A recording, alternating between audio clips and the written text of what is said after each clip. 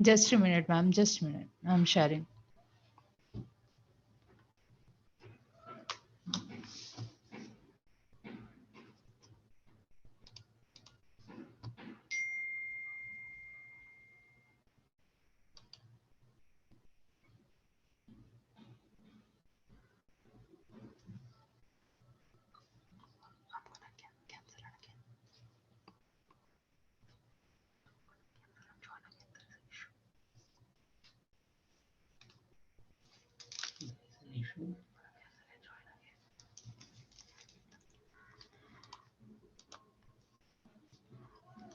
Ma'am I think sharing में कुछ problem आ रहा है.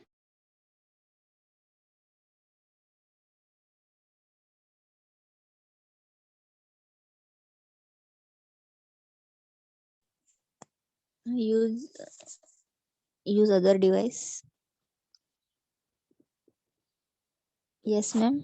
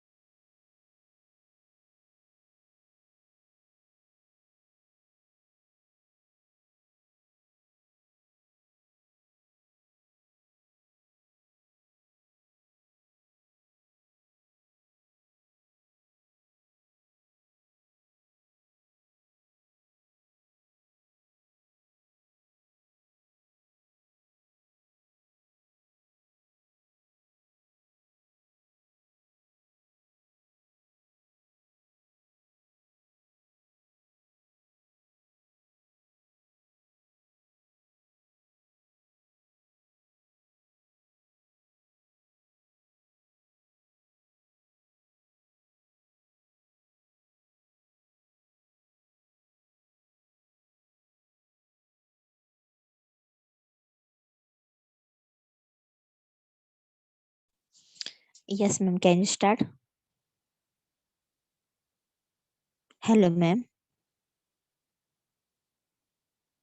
Hello, Vidya, ma'am.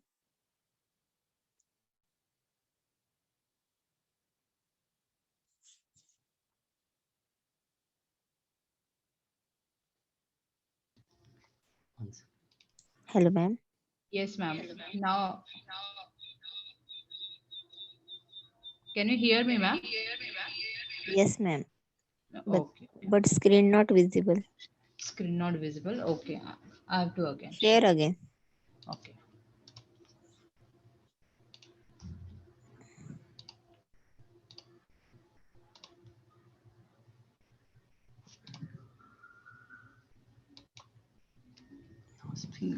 Yes, ma'am.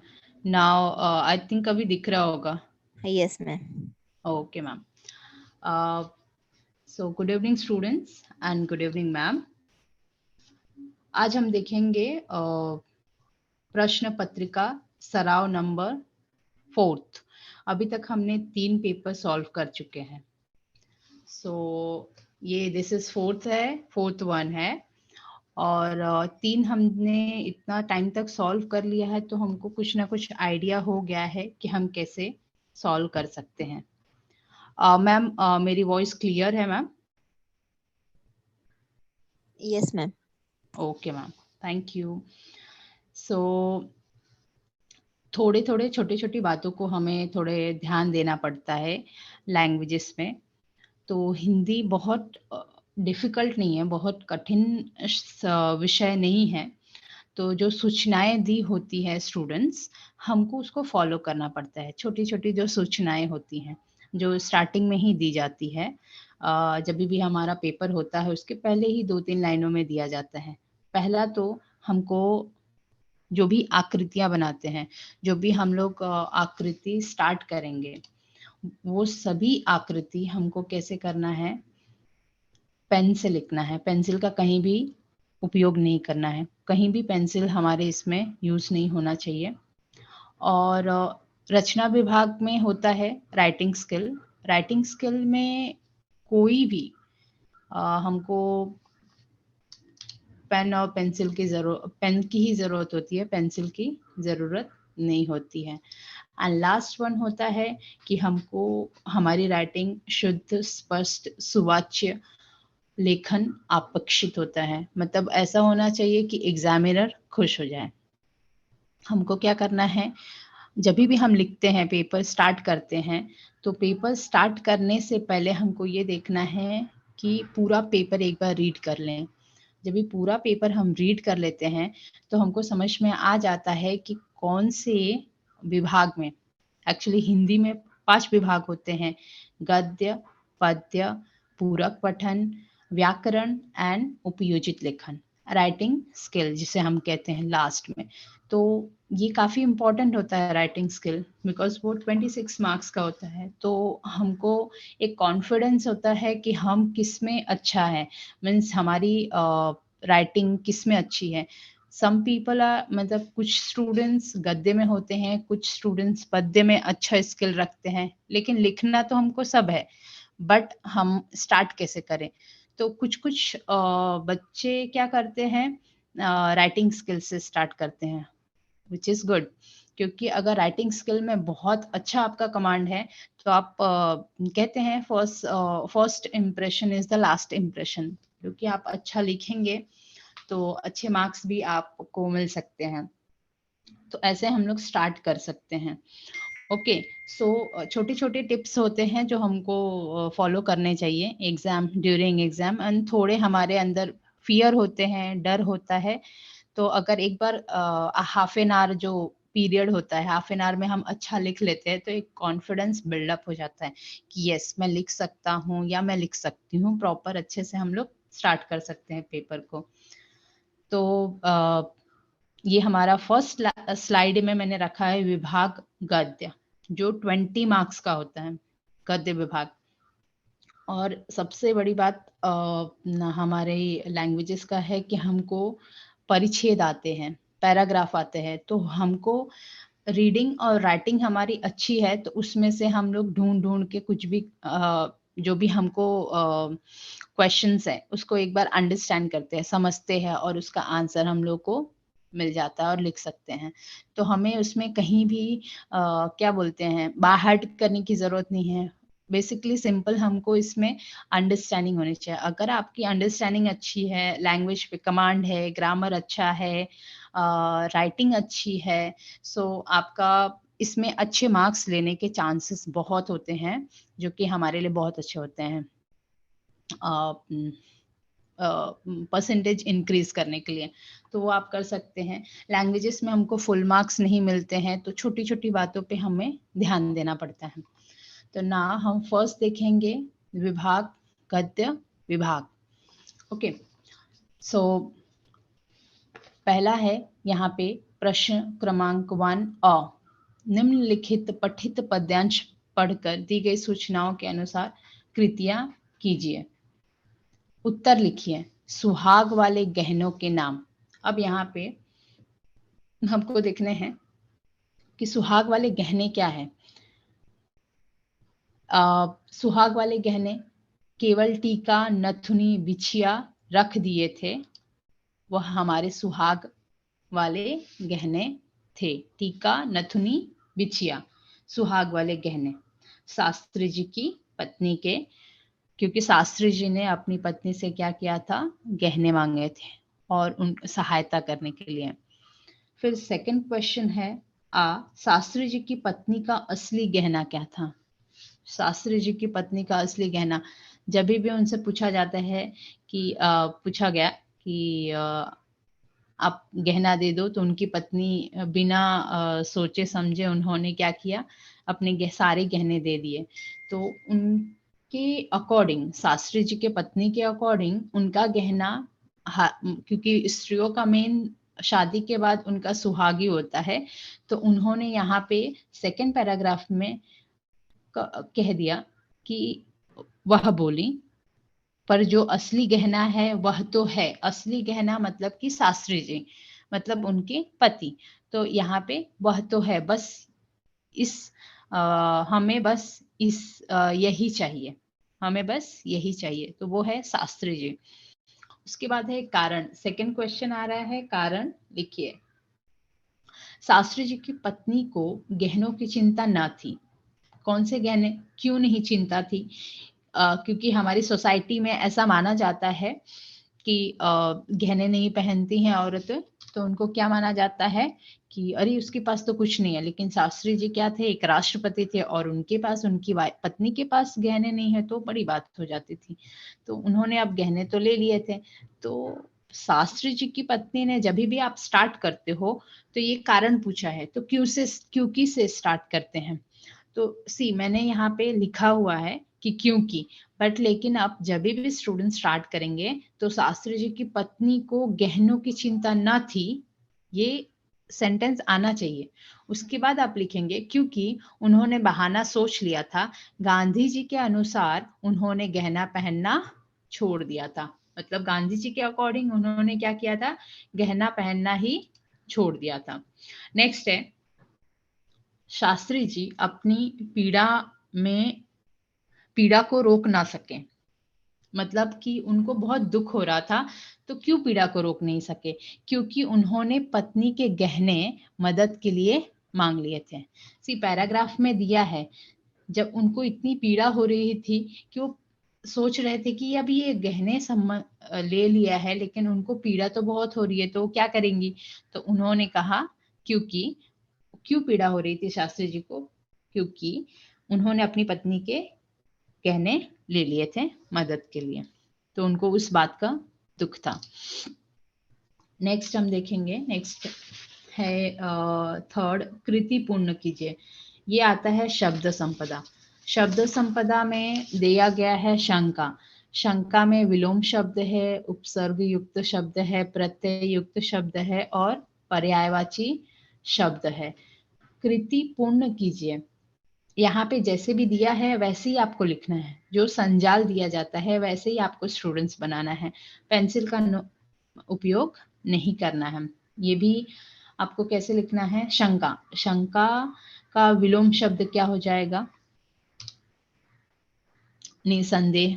उपसर्ग युक्त, उपसर्ग पहले आता है तो आशंका, प्रत्यय बाद में आता है तो शंका में। और पर्यायवाची और समानार्थी ऑलमोस्ट सिमिलर होते हैं, दोनों सिमिलर है। ओके, तो शंका नहीं तो संदेह। शंका को हम क्या कहते हैं, संदेह भी कहते हैं। नेक्स्ट फोर्थ है क्वेश्चन, स्वमत अभिव्यक्ति। स्वमत अभिव्यक्ति जो आपको खुद से लिखना होता है। आप अपना इसमें राइटिंग स्किल दिखा सकते हो। अगर आपको लगता है कि हमारी मात्राएं मिस्टेक हो सकती हैं, दैट इज फाइन, ठीक है, बट लेकिन आप लोग 7 से 8 लाइन उसमें लिखना है। एटलीस्ट आप लोगों को 1.5 मार्क्स तो मिल जाएगा लेकिन आप अगर उसको छोड़ देते हैं, अगर आप उसको सोचते हैं कि ठीक है नहीं आ रहा है तो नहीं लिखते हैं, तो क्या हो जाएगा, 2 मार्क्स कंप्लीटली आपका इसमें से निकल जा रहा है। दैट मीन्स आपको 8 मार्क्स का है तो 6 मार्क्स ही लिखा आपने, 2 मार्क्स गया, 8 मार्क्स का आपने अटेम्प्ट नहीं किया, 6 मार्क्स का अटेम्प्ट किया है। तो आपको वो कंप्लीटली 2-4 लाइन लिखो, 4-5 लाइन लिखो, लेकिन कुछ ना कुछ उसमें लिखो। क्वेश्चन क्या है, जीवन में सुख दुख लगा रहता है और इस पे अपने विचार लिखने हैं। सिंपल है, सुख और दुख आते ही रहते हैं जीवन में, तो सुख और दुख जीवन में साथ चलते हैं। ओके, दुनिया का हर इंसान सुख चाहता है, दुख कोई नहीं चाहता है। दुख और सुख धूप और छाया की तरह सदा इंसान के साथ रहते हैं, पर हम अपनी आंखों पर लगे पर्दों के कारण इस अंतर को समझ नहीं पाते हैं।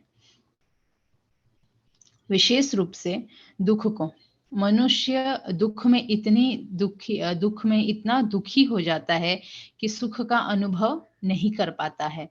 हमें हमेशा सकारात्मक दृष्टिकोण रखना चाहिए, तभी हम सुख और दुख का भेद समझ सकते हैं। तो जीवन में सुख दुख लगा रहता है, अब इसको आपको बैलेंस वे से लिखना है, सुख और दुख का के बारे में ही आपको लिखना है। तो आपने 7 से 8 लाइन लिखा है, इसमें मार्क्स मिलते हैं। सो प्लीज स्टूडेंट्स इसको अटेम्प्ट करना, इसको आप लोगों को नहीं जाने देना है, कुछ भी लिखिए लेकिन लिखिए। नेक्स्ट है, नेक्स्ट अब सेकंड पैराग्राफ आता है हमारा, सेकंड परिच्छेद।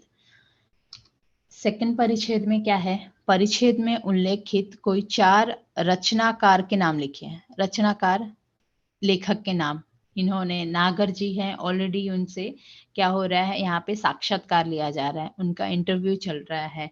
तो वहां पे क्या हो रहा है कि वहां पे उन्होंने, नागर जी ने, एक ऑलरेडी लेखक है, तो उन्होंने कौन कौन से रचनाकारों का नाम लिया है और उसमें उनके परिच्छेद में दिया गया है। तो पहला तो अयोध्या सिंह उपाध्याय, सेकंड प्रेमचंद्र, थर्ड है प्रभात कुमार मुखोपाध्याय और फोर्थ है चंडी प्रसाद हृदयेश।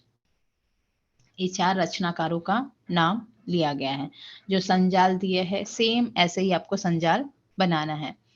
सेकंड क्वेश्चन आता है, उत्तर लिखिए।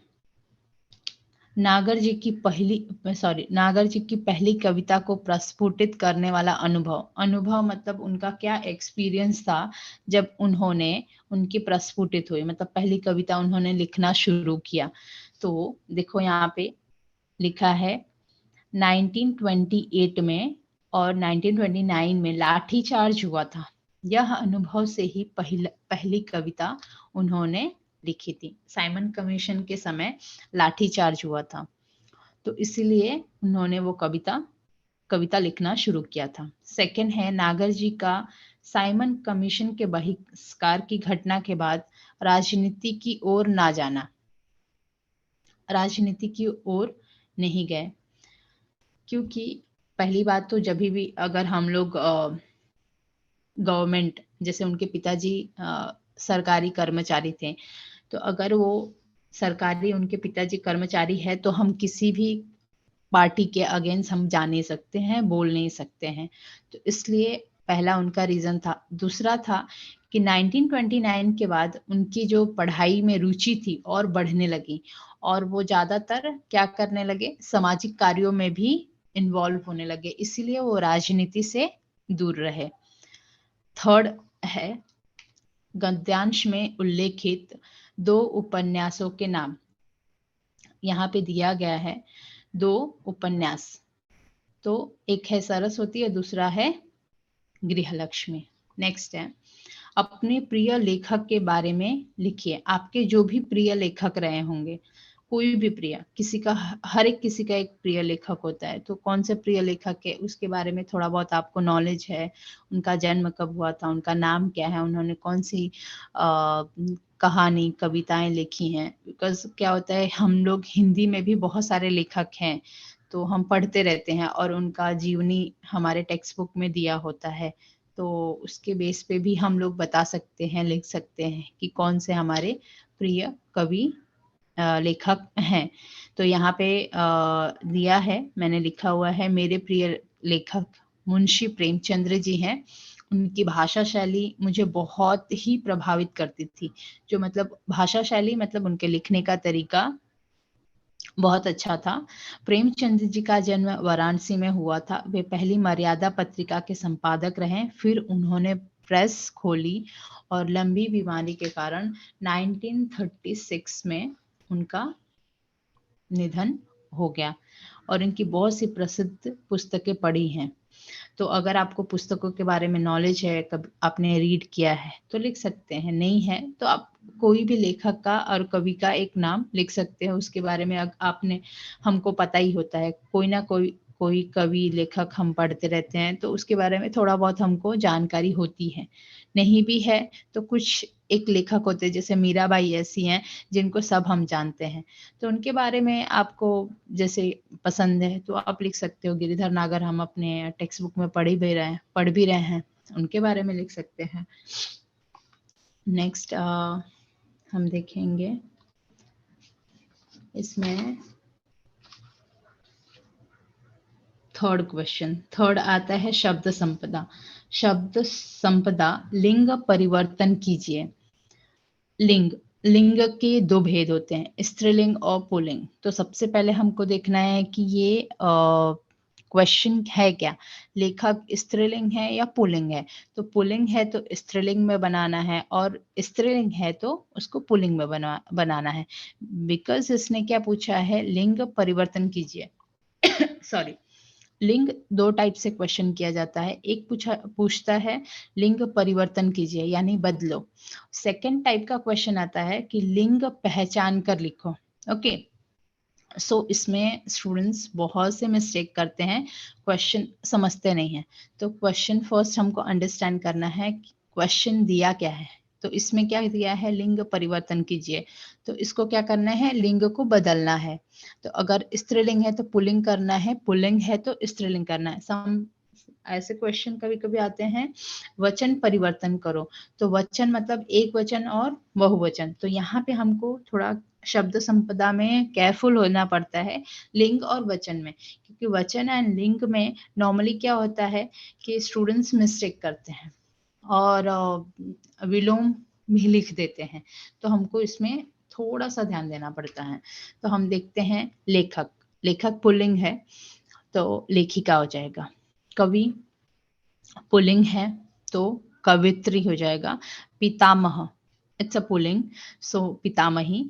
मालिक पुल्लिंग है तो मालकिन। सी, अभी इसमें हमने क्या किया है, लिंग परिवर्तन किया है। उसके बाद है फोर्थ क्वेश्चन।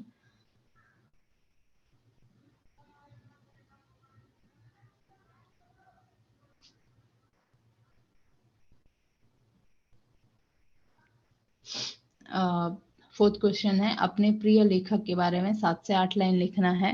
तो मैंने पहले ही आपको बता दिया है फर्स्ट स्लाइड में। फर्स्ट स्लाइड में मैंने बता दिया है, बिकॉज स्पेस नहीं था तो मैंने यहाँ पे डाला है। तो लेखक के बारे में हमको लिखना है। नाउ सेकंड ई हम देखते हैं, अपठित गद्यांश। अपठित गद्यांश मतलब अनसीन पैसेज है। अनसीन पैसेज हमको आता है नॉर्मली, ये बहुत इजी रहता है, 4 मार्क्स के लिए आता है। समय की पाबंदी करने वाले ऐसे होते हैं। तो यहाँ पे ऑलरेडी दिया है कि जो भी समय की पाबंदी का उद्देश्य अपने कार्य को मन लगाकर ठीक समय पर निश्चित अवधि के भीतर सफलतापूर्वक करना होता है। और जो लोग समय के पाबंद होते हैं, अपने कार्य के लिए किसी से प्रेरणा की अनुरोध या आवश्यकता नहीं होती है, बल्कि अपने कार्य में प्रवृत्त होते हैं, मतलब पारंगत होते हैं।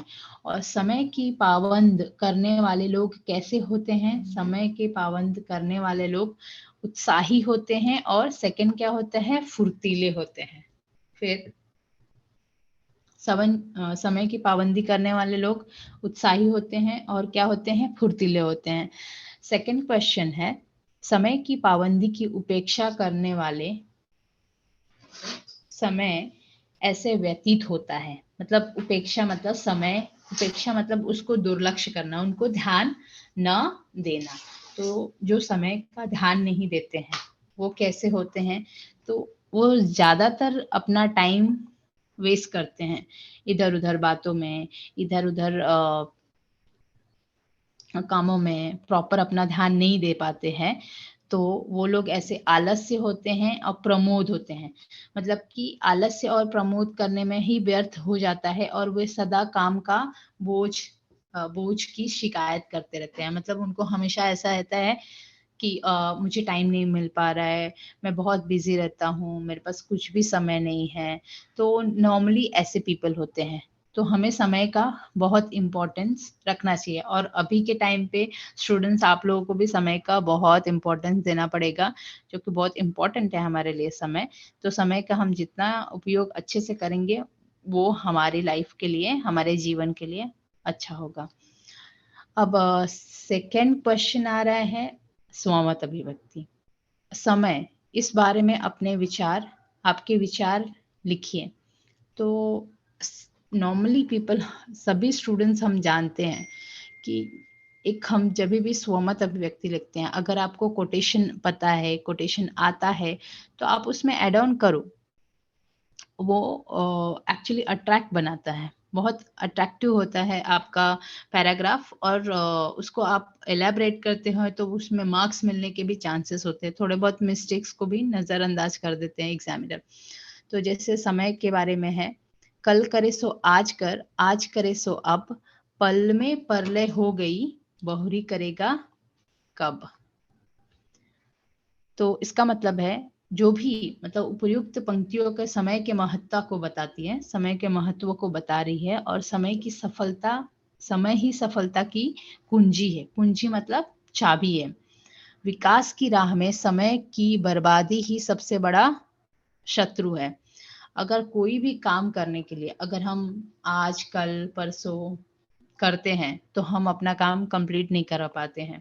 क्या होता है, हम उस काम को पाइल अप कर देते हैं, मतलब इकट्ठा कर देते हैं एक जगह पे, और फिर सोचते हैं जब हमारे ऊपर बोझ आ जाता है तो एट द लास्ट मोमेंट पे हम क्या करते हैं, उठते हैं और फिर सोचते हैं हमने पूरा काम करना है, हम कंप्लीट कर लेंगे। तो उस टाइम पे हम कोई काम नहीं कर पाते हैं, कहीं ना कहीं हमको वो बोझ लगने लगता है, और वो क्योंकि हमने स्टार्टिंग से किया नहीं था। और सेकंड थिंग, हमको कुछ भी समझ में नहीं आता है, हम कहाँ से स्टार्ट करें, कहाँ से एंड करें। तो समय की बर्बादी ही क्या है, सबसे बड़ा हमारा शत्रु है, मतलब दुश्मन है।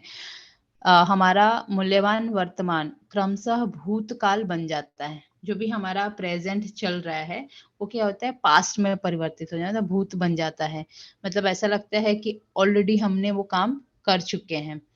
और सत्य कहावत है, बीता हुआ समय और कहे हुए बोल कभी वापस नहीं आता। इसीलिए समय के साथ क्या करना चाहिए, हमें चलना चाहिए।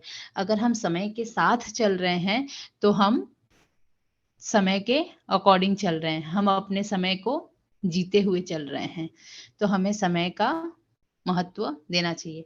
तो अभी हमारे पास, अभी स्टूडेंट्स, आप लोगों का समय बहुत इम्पोर्टेंट है, तो ये समय को आप अच्छे से यूटिलाइज कीजिए। नेक्स्ट है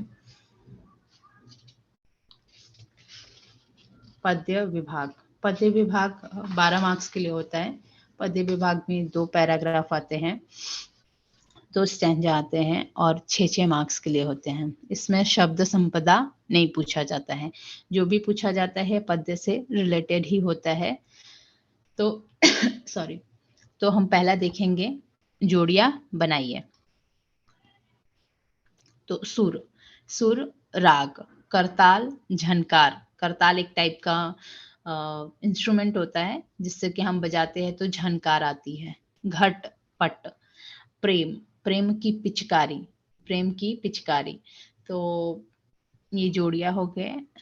सेकंड है क्वेश्चन, सही विकल्प विकल्प चुनकर वाक्य फिर से लिखिए। डैश के दिन चार होरी खेले मनारे। तो क्या हो गया है, डैश के दिन, तो यहाँ पे ब्रैकेट में दिया है जीवन, दुनिया और फागुन। तो फागुन के दिन चार होरी खेल मनारे। तो देखो पहले ही लाइन में लिखा हुआ है फागुन के दिन चार होरी खेल मनारे। तो पहला क्या आ जाएगा, फागुन। दूसरे में है विनय सुर डैश छत्तीसु गावे रोम रोम रणकार रे। तो जब भी विनय सुर, तो यहाँ पे थर्ड लाइन में आप देख सकते हो, एक्चुअली यहाँ पे मिस्टेक है। तो बिन सुर राग छत्तीसु गावे रोम रोम झणकार रे, तो यहाँ पे राग आ जाएगा। फर्स्ट है राग। थर्ड है उड़त डैश लाल भयो अंबर बरसत रंग अपार रे। उड़त, तो क्या आ जाएगा, क्या उड़ाते हैं होली के टाइम पे, तो उड़त गुलाल लाल भयो अंबर, उड़त गुलाल लाल भयो अंबर बरसता रंग अपार रे। तो थर्ड है, थर्ड आएगा गुलाल। फोर्थ में है कि पत सब खोल दिए हैं लोक लाज सब डार रे। घट के पट, घट, घट मतलब जो स्थान है, और उसका पट मतलब दरवाजा, खोल दिया है लोक लाज अब बार रे। लोक लाज को छोड़ के मैंने घट का पट खोल दिया है। तो क्या आ जाएगा, घट के पट खोल दिए। ओके, अब इसमें क्वेश्चन हर एक स्टैंजा में, हर एक पद्य विभाग में क्वेश्चन क्या पूछता है, उपर्युक्त पद्यांश का भवार्थ लिखो। समटाइम भवार्थ पूछता है, और कभी कभी क्या कहता है कि उपर्युक्त पद्यांश, उपर्युक्त पद्यांश की 4 पंक्तियां या 2 पंक्तियों का सरल अर्थ लिखो। तो सरल अर्थ और भवार्थ दोनों सिमिलर है। सरल अर्थ मतलब उसका सिंपल अपने लैंग्वेज में लिखना है, भावार्थ मीन्स भाव के साथ अर्थ लिखना है। मतलब कि यहाँ पे कवि ने क्या कहने की कोशिश की है, उन्होंने क्या कहा है, इस पंक्तियों के माध्यम से हमें क्या बताया है, सो आपको वो एक्सप्लेन करना होता है। तो जो अगर 2 लाइन बोला है प्रथम 4 पंक्तियों का, तो प्रथम पहली 4 पंक्तियों का, अंतिम 4 पंक्तियों का, तो लास्ट के 4 पंक्तियां होती है। पंक्तियां मतलब लाइनें, उसको क्या करना है, आपको लिखना है। तो प्रथम 4 और अंतिम 4 पंक्तियों को आपको लिखते जाना है। तो यहाँ पे हम देखेंगे, यहाँ पे एक्चुअली कोई मेंशन नहीं किया है, 2 लाइन और 4 लाइन। तो उपर्युक्त पद्यांश का भवार्थ लिखो, जितना भी पद्यांश है उसका भवार्थ बोला है। तो आपको जितना वो समझ में आता है उसमें लिख दीजिए। और नॉर्मली हिंदी में ऐसा होता है कि हम कुछ ना कुछ लिखते ही हैं और हमको कहीं ना कहीं कुछ ना कुछ समझ में आता ही है, तो हमें क्या करना चाहिए, उसका भावार्थ लिखना चाहिए। भावार्थ मीन्स भाव के साथ अर्थ। तो यहाँ पे मीराबाई का है, मीराबाई कहती हैं, अब फागुन का महीना आ गया है, श्री कृष्ण से अब मेरी जल्दी ही मिलन होने वाली है। कृष्ण से मिलने की मेरी उत्सुकता अब बढ़ने लगी है, इसलिए मैं होली का त्योहार धूमधाम से मनाऊंगी। बिना करताल और पखावज बजे ही मेरी अंतर आत्मा में क्या हो गया, झनकार उठ रही है। इस झनकार को सुनकर, मतलब कोई भी बिना इंस्ट्रूमेंट के जितने भी झनकार है ना, मतलब उनके भाव जग रहे हैं, उनमें ऐसा लग रहा है कि कोई म्यूजिक चल रहा है। तो झनकार सुनकर मेरी आत्मा क्या हो रही है, कृष्ण से मिलने के लिए उत्सुक हो गई है। मैं बिना सुरों की सहायता से श्रेष्ठ राग गा रही हूँ। मेरा रोम रोम रोमांचित हो गया है। मैंने शील और संतोष रूपी केसर घोलकर प्रेम रूपी पिचकारी बनाई है। आसमान में गुलाल उड़ रहा है, जिसके कारण आसमान लाल रंग का हो गया है। चारों ओर प्रेम रूपी रंग फैल गया है। मैं कृष्ण मिलन के लिए इतनी भाव विभोर हो गई हूँ कि मैंने लोक लज्जा की परवाह करना छोड़ दिया है। श्री कृष्ण ही मेरे गिरधर नागर हैं। वे ही इस भव सागर से मेरा बेड़ा पार उतारेंगे। इसलिए मैं उनके कमल रूपी चरणों पर अपने आप को निछावर कर दूंगी। यहाँ गिरधर नागर, मीरा के प्रभु गिरधर नागर से ये लेसन है। तो बेसिकली इसमें कृष्ण भगवान के प्रति मीरा का जो प्रेम है इस पंक्तियों में बताया गया है। दूसरा देखेंगे, दूसरा पैराग्राफ, क्वेश्चन नंबर 2 आ, निम्नलिखित पद्यांश पढ़कर सूचनाओं के अनुसार कृतियां कीजिए। जैसे आपको दिया गया है वैसे आपको कृतियां करनी है। पहला क्वेश्चन क्या है, ऐसे 2 प्रश्न बनाकर लिखिए जिनके उत्तर निम्नलिखित शब्द हो। नॉर्मली स्टूडेंट्स क्या करते हैं, यहाँ पे थोड़ा मिस्टेक कर देते हैं, जैसे कि कवि के और अपने काव्य में।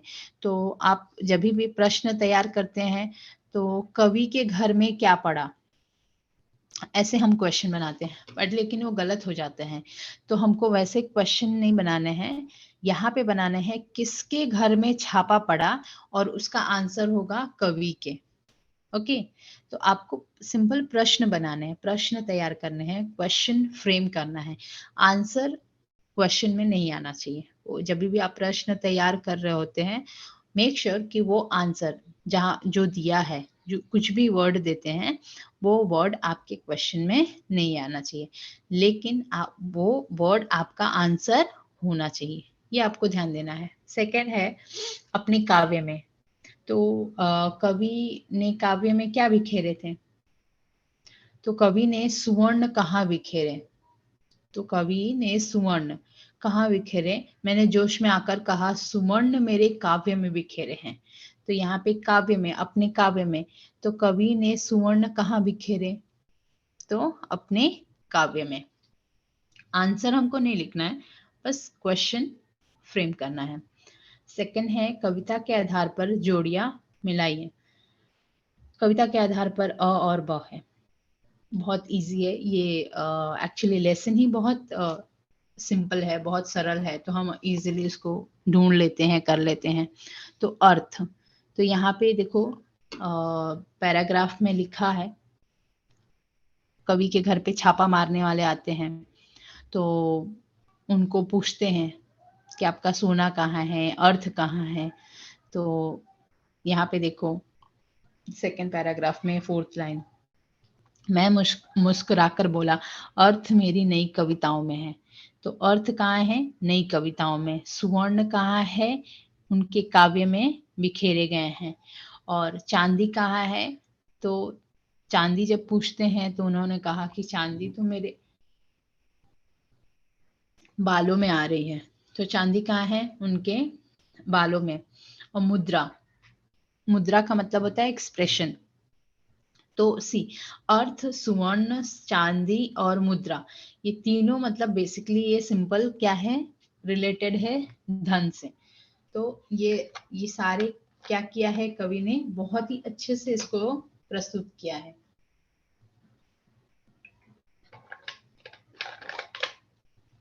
अर्थ कहाँ है, नई कविता में। सुवर्ण कहाँ है, उनके काव्य में। चांदी कहाँ है, कवि के बालों में। और मुद्रा कहाँ है, उनके चेहरों पे। मुद्रा मतलब एक्सप्रेशन। तो अर्थ उनकी नई कविता में है, सुवर्ण उनके काव्य कृतियों में है, चांदी उनके बालों में है, और मुद्रा चेहरों पे है। 2 मार्क्स के लिए है, बहुत इजी है, आप इसको कर सकते हैं ना। थर्ड हम देखते हैं भावार्थ। भावार्थ और सरल पंक्तियां सिंपल है, दोनों सिमिलर हैं।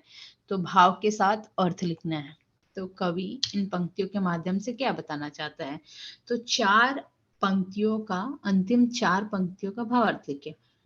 तो लास्ट जो भी 4 लाइन है उनको क्या करना है, आपको भावार्थ लिखना है, भाव के साथ अर्थ लिखना है। तो कवि के घर पर आयकर विभाग का छापा पड़ा और वे उससे अनधिकृत रूप से कमाया हुआ, मतलब जो भी जो उन्होंने मेहनत नहीं किया है उससे कमाया हुआ धन यानी पैसा वो पूछ रहे हैं। और कवि ने मुस्कुराते हुए कहा अर्थ मेरी नई कविताओं में है, तो समाया हुआ है। अब उन्हें कड़क कर कहा चांदी कहाँ है, तो कवि ने भड़क कर जवाब दिया मेरे बालों में है, धीरे धीरे आ रही हैं, ढूंढना है तो ढूंढ लीजिए। तो इन्हीं लाइनों को अपने शब्दों में, अपने तरीके से ओन वर्ड्स में आप लोग लिखेंगे तो भी कोई प्रॉब्लम नहीं है, तो आपको इसमें मार्क्स मिल जाएंगे। तो कोई भी प्रश्न ट्राई करो स्टूडेंट्स, छोड़ो मत, मतलब एक भी लीव मत करो। अदर वो 2 मार्क्स के लिए है, 1 मार्क के लिए है, एंड विच इज वो बहुत इंपॉर्टेंट होते हैं, क्योंकि 1 और 2 हाफ मार्क्स मिलके ही हम लोग क्या करते हैं, एक बिग मार्क्स बनाते हैं। थर्ड विभाग नंबर 3 होता है पूरक पठन, रैपिड रीडिंग। ओके, निम्नलिखित पठित पद्यांश पढ़कर दी गई सूचनाओं के अनुसार क्या कीजिए, कृत्या कीजिए। ये भी 4 मार्क्स के लिए होता है। तो उचित क्रम में इसको लगाना है, मतलब सीक्वेंस में लगाना है। जब भी आप पैराग्राफ पढ़ते हो तो सीक्वेंस देखो कि कौन कौन से लाइनें कब कहाँ आई है। तो पहली लाइन में है, लोग उसको बेकार ही नहीं बेगार समझते थे। किसको? सिरचन को। मुफ्त में मजदूरी देनी हो तो और बात है, मतलब सिरचन को लोग बेकार समझते थे, इसीलिए उसको मुफ्त में मजदूरी देनी है तो और बात है, उसको बुलाना पसंद नहीं करते थे। थर्ड है, मैं पहले ही पूछ लेता था। जब सिरचन का खुशामद लोग पहले करते थे, उसके पहले बात होती थी, तो वो कवि पहले ही उससे भोग क्या लेगा वो पूछ लेता था। और फोर्थ है, तुम्हारी भाभी ने कहाँ से बनाना सीखा है। आता है, कारीगर के विषय में अपने विचार लिखें। कारीगर, कारीगर मतलब दो टाइप से होते हैं। कारीगर मतलब कि एक कच्चे माल को बनाने वाला, और दूसरे हमारा जो देश है उसमें कारीगर के बिना कोई भी काम नहीं करते। मतलब 65% चीजें ऐसी होती है जो का कारीगर की जरूरत पड़ती है। एंड कारीगर जो होते हैं वो हमारी संस्कृति को भी रिप्रेजेंट करते हैं। अब अलग अलग जगह पे हमारा अलग अलग भाषाएं होती हैं, अलग अलग संस्कृति होती हैं, अलग अलग बोलियां होती हैं। तो जहाँ पे भी जो कारीगर होता है और जो चीजें हम इस्तेमाल करते हैं, वो चीजों को वो बनाता है और वहाँ की चीजों को क्या करता है, रिप्रेजेंट करता है। तो जो पहले के कारीगर हैं, अब उनकी धीरे धीरे, अभी आजकल का मॉडर्न है तो उसमें क्या होते जा रहा है, लुप्त होते जा रहा था। बट लेकिन आप कुछ सालों से देखेंगे कि अब उनकी धीरे धीरे डिमांड हो रही है और उनकी चीजों को इम्पोर्टेंस दिया जा रहा है। बट वो भी आज इतने काफी मतलब रूप में नहीं दिया जा रहा। आप एक जैसे मिट्टी के बर्तन बनाने वालों को ले लीजिए। पहले मिट्टी का बर्तन, मिट्टी के चीजों को हम इस्तेमाल करते थे, बट आज हम नहीं कर रहे हैं। तो उनकी जो कारीगरी है वो कहीं ना कहीं धीरे धीरे खत्म होती जा रही है। जो उनकी पीढ़ियां चलती थी, जो लोग एक दूसरे से सीख के बनाना सीखते थे, वो धीरे धीरे क्या कर रहे हैं, स्टॉप कर रहे हैं। वो भी अलग फील्ड में जा रहे हैं, क्योंकि उनसे उनको अर्न नहीं हो रहा है, उनके पैसे नहीं मिल रहे हैं, इसलिए उन्होंने वो चीजें स्टॉप कर रहे हैं। तो इस पे भी मूवीज बन रही हैं। इनको उनको एक कार्यों को क्या किया जा रहा है, प्रोत्साहन दिया जा रहा है अभी के टाइम पे। लेकिन लास्ट 2 इयर्स से हम देख सकते हैं पैंडेमिक की वजह से भी अभी उनकी स्थिति बहुत अच्छे से सुधरी नहीं है। तो वही आपको इसमें लिखना है। और ठेस इस पूरक पठन में हमने देखा ही कि वो भी सिरचन एक बहुत बड़ा कारीगर होता है, फिर भी उसकी कारीगरी को लोग पसंद तो करते हैं, लेकिन उसके जो आत्मसम्मान है उसका रिस्पेक्ट नहीं करते हैं। तो वो चीजें हम देख सकते हैं, आए दिन हम देखते भी रहते हैं। भारत में तो मैंने लिखा है, भारत में सिर्फ भाषाएं और संस्कृति नहीं पाई जाती, बल्कि अलग अलग संस्कृतियों के साथ साथ अलग अलग कारीगरी भी पाई जाती है। कारीगरी के जरिए उस समय की संस्कृति का पता चलता है। आज सबसे ज्यादा कारीगरों की समस्याओं को सामना करना पड़ रहा है। कारीगर जो आज तक अपनी कलाकृतियों से रंग भरते आए थे, आज उनकी जिंदगी क्या हो गई है, बेरंग सी हो गई है। नेक्स्ट हम देखेंगे पूरक पठन। क्वेश्चन नंबर 3A, ये भी 4 मार्क्स के लिए होता है। उत्तर लिखिए। खिले हुए, क्या खिले हुए थे, तो खिलखिलाता हुआ, खिले हुए फूल हम क्या देता है, खिले हुए फूल हमें प्रेरणा देता है कि हमें हमेशा लाइफ में खिले रहना चाहिए, आगे बढ़ना चाहिए, सूखना मुरझाना नहीं चाहिए। आंखों के द्वार से आने वाली, आंखों के द्वार से आने वाली जो हमारी भीतरी कुंठा है, जब हम दुखी होते हैं तो हम रोते हैं, क्या करते हैं, रोते हैं, तो हमारी भीतरी कुंठा बाहर निकलती है। थर्ड है, विषाद इससे धुल गए, तो खारे जल से, खारे जल, यहाँ पे भी वही कहा है कि जब भी हमारे आंसू, आंखों से पानी गिरते हैं या आंसू निकलते हैं, तो एक टाइप का वो विषाद, जो हमारे अंदर दुख है, वो बाहर निकल जाते हैं। फिर जीवन विष पीना, जीवन का विष मतलब जो कड़वा बुराइयां है उसको अगर हम पीते हैं तो जिज्ञासा है, क्या है, जीने का एक राह दिखाता है। फिर इसमें दिया है किसी 2 काव्य पंक्तियों का अर्थ स्पष्ट कीजिए। तो 2 पंक्तियों का अर्थ हमें बताना है। तो 2 पंक्तियों को, लास्ट 2 पंक्तियों का कोई भी 2 पंक्तियां जो आपको अच्छा लग रहा है उसको आपने क्या करना है, यहाँ पे स्पष्ट करना है। तो मैंने फर्स्ट स्टैंजा, दूसरा मैंने 2 काव्य स्टार्टिंग के लिए हैं। यहाँ पे लिखा है, कवि कहते हैं कि प्रकृति इंसान को प्रेरणा देने का अनमोल कार्य करती रहती है, वह मनुष्य के लिए प्रेरक है। जीवन में चारों ओर संकट रूपी कांटे ही कांटे होते हैं। ऐसे में व्यक्ति को उन कांटों के बीच में से मार्ग निकालते हैं। और दूसरी पंक्ति में कवि कहते हैं, पीड़ित व्यक्ति के हृदय में जो निराशा होती है वह उसके नैनों के द्वार से क्या होते हैं, आंसुओं के रूप से बाहर निकलते हैं। तो ऐसे हम लिख सकते हैं, 2 पंक्तियां लेते हैं अपने शब्दों में, इसको हम लिख सकते हैं। हम नेक्स्ट देखेंगे 4 विभाग नंबर 4। बहुत इंपॉर्टेंट होता है, 14 मार्क्स के लिए होता है और स्टूडेंट्स हमें ट्राई करना चाहिए कि ये 14 मार्क्स हमको आए, 14 का 14 मार्क्स हम लोग इसको ले लें, because it is very easy and it is very important to cover up the our marks. Hindi में जितना भी हम मार्क्स है, तो हम अगर इधर उधर 2, 3, 4 मार्क्स के लिए छूट जाते हैं, तो अगर मिनिमम हम इसमें से 10 to 12 मार्क्स लेते हैं एंड मैक्सिमम 13 मेरे अकॉर्डिंग आप ले सकते हैं, क्योंकि हर एक इतना इजी है, एक लाइन बहुत इजी रहता है। तो आप लिख सकते हैं भाषा अध्ययन व्याकरण। तो पहला क्वेश्चन आता है, अधोरेखांकित शब्द का भेद पहचान कर लिखिए। अधोरेखांकित, अधोरेखांकित का मतलब होता है अंडरलाइन। तो कोई भी सेंटेंस में जो शब्द के नीचे, जो वर्ड के नीचे अंडरलाइन है, उसको क्या करना है, आपको शब्द भेद पहचानना है।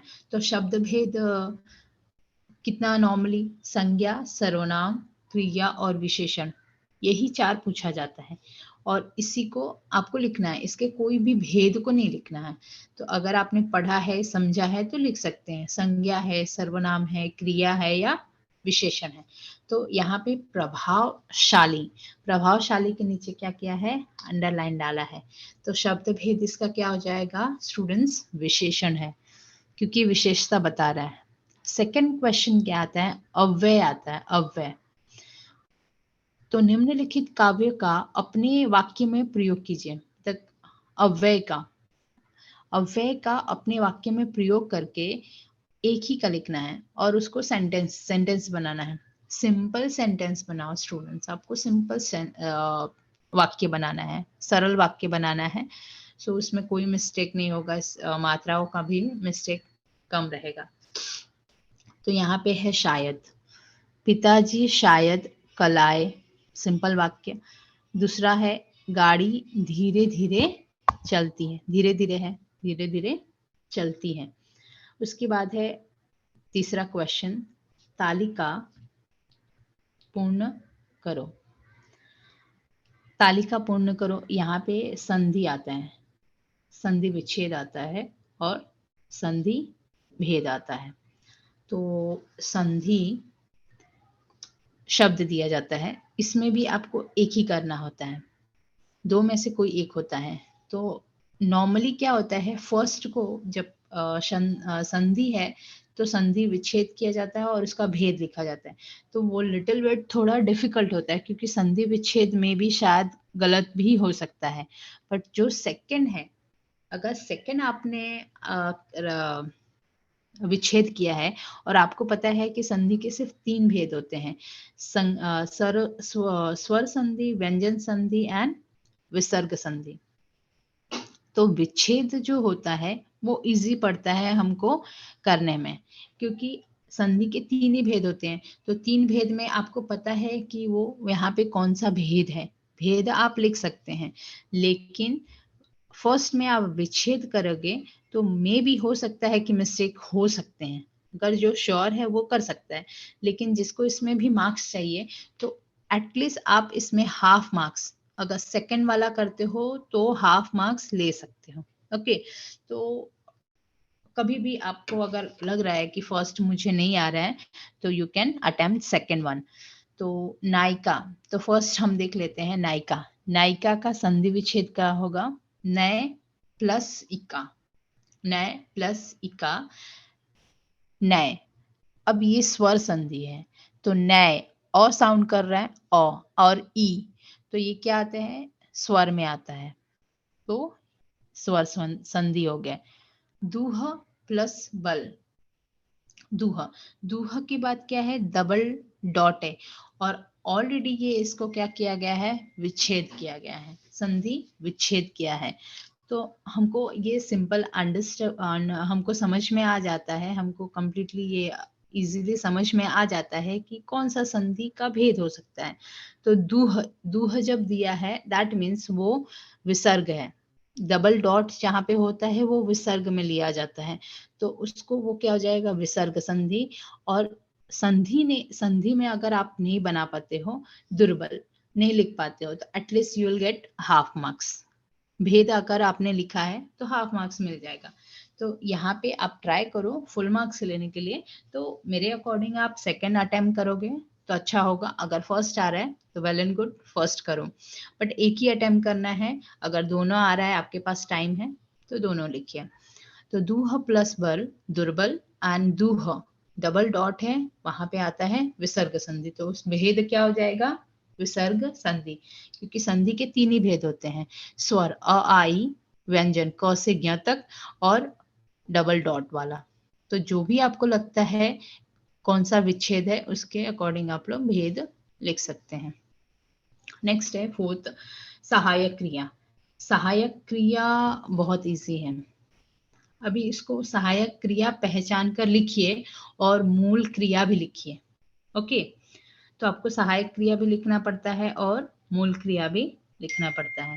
तो समय पर चढ़ाई किया करो, समय पर चढ़ाई किया करो। तो क्रिया का जो हेल्पिंग वर्ब होता है, मतलब जो वर्ब को हेल्प करता है, वो सहायक क्रिया होता है। तो यहाँ पे करो क्या? किया। किया एक क्रिया है और करो उसको सहायता करने वाला है। तो सिंपल आपको क्या समझना है कि जो भी सेंटेंस का लास्ट वर्ड होता है, जो भी वाक्य का लास्ट वर्ड होता है के पहले वाला वर्ड अगर है दिया है नहीं दिया है, तो सेंटेंस का लास्ट वर्ड ही सहायक क्रिया होता है। और उसका मूल क्रिया क्या होता है? ना प्रत्यय आपको उसमें जोड़ देना है। तो करो का क्या हो जाएगा? करना।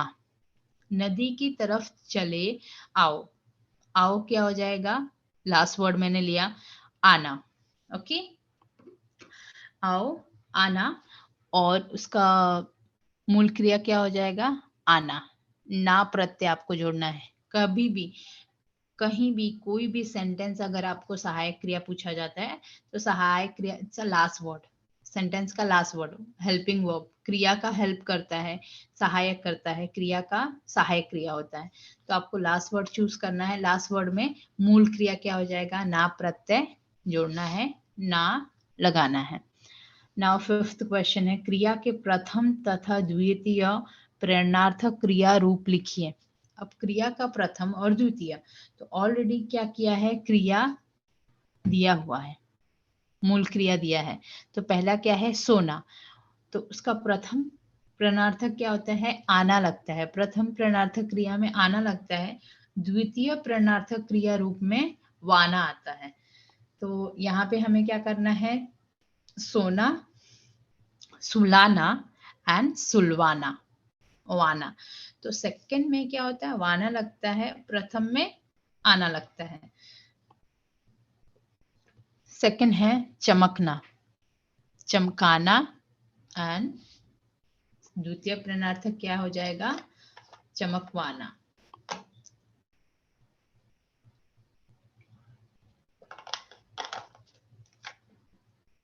ओके स्टूडेंट्स, सो सोना, सुलाना एंड सुलवाना, चमकना, चमकाना एंड चमकवाना। तो प्रथम में हमेशा क्या लगता है? आना, द्वितीय प्रेरणार्थक में वाना। तो हमको आना एंड वाना याद रखना है। तो इसमें ये इतने 5 मार्क्स, यहाँ पे एक भी मार्क्स हम इसको जाने नहीं दे सकते, इजीली हम ले सकते हैं। तो ये कर सकते हैं। नेक्स्ट हम देखेंगे सिक्स्थ वन। सिक्स्थ, मुहावरों का अर्थ लिखकर वाक्य में प्रयोग कीजिए, सिर्फ एक।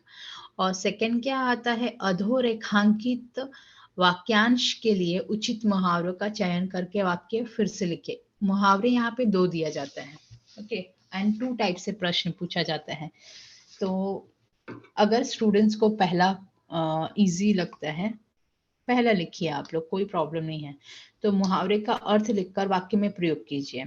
अगर यहाँ पे फर्स्ट है, जैसे देखते रह जाना, आश्चर्यचकित होना, उसका अर्थ लिखना है और फिर वाक्य में प्रयोग करना है। तो वाक्य क्या हो जाएगा, अपाहिज नुपुर का नृत्य सब देखते ही रह गए। ये हो गया। सेकंड, शेखी बघारना। शेखी बघारना मतलब स्वयं की प्रशंसा करना। बहुत लोगों को शेखी बघारने की आदत होती है, ओके। कुछ कुछ लोग होते हैं जिनको क्या करते हैं, अपनी हमेशा शेखी बघारते रहते हैं, मतलब हमेशा अपनी अपनी अपनी तारीफों में लगे रहते हैं। नाउ सेकंड, अथवा, या तो आप 1 कर सकते हैं या तो अथवा अटेम्प्ट कर सकते हो। अधोरेखांकित वाक्यांश के लिए उचित मुहावरों का चयन करके वाक्य फिर से लिखें। अकॉर्डिंग टू मी, अगर आप मेरे हिसाब से देखेंगे तो आपको कभी भी मुहावरों का सेकंड वाला अटेम्प्ट करना चाहिए, वो इजी पड़ता है, क्योंकि इसमें अर्थ भी लिखना है और वाक्य भी तैयार करना है। सेकंड में क्या होता है, ऑलरेडी सेंटेंस दिया है, जो अंडरलाइन किया है, ब्रैकेट में से ढूंढ के उसको क्या करना है, रिप्लेस करना है, सिंपल रिप्लेस करना है। सो जब भी आप अटेम्प्ट करते हो ये क्वेश्चन, तो सेकंड वन करोगे तो बहुत अच्छा होगा, उसमें मार्क्स मिलना और कोई भी मिस्टेक के कम चांसेस होते हैं। अगर आप लोग को आ रहा है तो दोनों अटेम्प्ट कर सकते हो, कोई प्रॉब्लम नहीं है। तो करामत अली होले से लक्ष्मी से स्नेह करने लगा। क्या करता है, स्नेह करने, और स्नेह करने के नीचे अंडरलाइन है। तो यहाँ पे ब्रैकेट में देखो दिया है स्टूडेंट्स, तिलमिला जाना और हाथ फेरना। तो इन दोनों में से क्या आएगा, करामत अली हौले से लक्ष्मी से स्नेह करने लगा, मतलब लक्ष्मी पर हाथ फेरने लगा। अभी हाथ फेरना नहीं लिखना है, हाथ फेरने लगा, जो सेंटेंस को कंप्लीट करता है। नेक्स्ट है कारक भेद। कारक के कितने होते हैं, 8 भेद होते हैं। अब इसमें से आपको क्या करना होता है, पहले कारक पहचानना होता है और उसका भेद लिखना होता है, कोई एक का, ओके। तो कर्ता ने कर्म को करण से, संप्रदान को आपादान से, संबंध का के की, अधिकरण में पै पर, संबोधन हे अरे, ऐसे हम लोग लर्न कर सकते हैं, ओके। जैसे पीरियोडिक टेबल लर्न करते हैं वैसे हम इसको भी लर्न कर सकते हैं। सो आप क्या कर सकते हो कि इसमें के, ने, पर, में, अरे, को, के लिए, यही वर्ड कारक होते हैं, करेक्ट। तो सेंटेंस में अगर आपको भेद नहीं आ रहा है तो क्या करना है, अगर कारक भेद नहीं लिख पा रहे तो सेंटेंस में जो पर है, पर के नीचे अंडरलाइन कीजिए और पर लिख डालिए। सो एटलीस्ट आपको 1 नहीं तो हाफ मार्क्स यहाँ पे मिल जाएगा। फिर कोरिया 2 भागों में बटा है, में आया तो में यहाँ पे अंडरलाइन कर दीजिए, लिख दीजिए, तो हाफ मार्क्स मिल जाएगा। अगर आपको भेद पता है, वेल एंड गुड, आप लिख दीजिए। तो यहाँ पे दोनों में और पर दोनों अधिकरण कारक हैं, ओके। सेकंड हम नेक्स्ट देखेंगे 8th क्वेश्चन। वाक्य में यथास्थान विराम चिन्हों का प्रयोग कीजिए। मतलब हमको बेसिकली ये सिंपल वाक्य को पंक्चुएट करना है, विराम चिन्हों का प्रयोग करना है। तो वे बोले क्या होता है, जब भी हम कुछ बोलते हैं या किसी ने बोला तो हम लिटिल पॉज लेते हैं। वे बोले, कॉमा, क्षमा कीजिए, हमें किसी ने गलत सूचना दे दी। सेंटेंस कंप्लीट है, सो हमको क्या करना है, वहां पे पूर्ण विराम लगाना है, और यहाँ पे क्या करना है, अर्ध विराम लगाना है, मतलब आपको कॉमा देना है। जब भी हम थोड़ा सा लिटिल पॉज लेते हैं तो हमको कॉमा लगाते हैं, ओके। नेक्स्ट है 9, सूचना के अनुसार काल परिवर्तन करके वाक्य फिर से लिखिए। क्या करना है, काल परिवर्तन करना है। तो यहाँ पे 3 सेंटेंस दिया है और आपको 2 परिवर्तन करना है। आपको ऐसे टाइप में भी आता है काल, एक परिवर्तन करना है और एक पहचानने के लिए आता है, बट इस पेपर में क्या दिया है, 2 परिवर्तन करने के लिए आते, बट नॉर्मली बोर्ड एग्जाम का पैटर्न है, एक परिवर्तन करने के लिए आता है और एक काल पहचानने के लिए आता है। ओके, तो काल के भेद हमको पता है और 3 भेद है, तीनों भेद में भविष्य काल ऐसा होता है कि उसमें कोई भेद नहीं है, लेकिन भूत और प्रेजेंट में 3-3 भेद होते हैं। ओके, तो मेरे पास बहुत पत्र आ रहे हैं, इसको सामान्य वर्तमान काल में करना है। सामान्य वर्तमान काल में क्या होता है, वर्तमान काल में है आता है और सामान्य में ताती आता है। तो मेरे पास बहुत पत्र आते हैं, मेरे पास बहुत पत्र आते हैं, इसको सामान्य वर्तमान काल में हमने परिवर्तित कर दिया। नेक्स्ट हम देखेंगे, इनके बदन पर, सेकंड, इनके बदन पर नीतू वाले गिरते थे। तो इसको अपूर्ण भूतकाल बनाना है, और भूतकाल में क्या आता है, था थी आता है, और अपूर्ण में रहा रही आता है। तो इनके बदन पर नीतू वाले गिर रहे थे, इनके बदन पर नीतू वाले गिर रहे थे।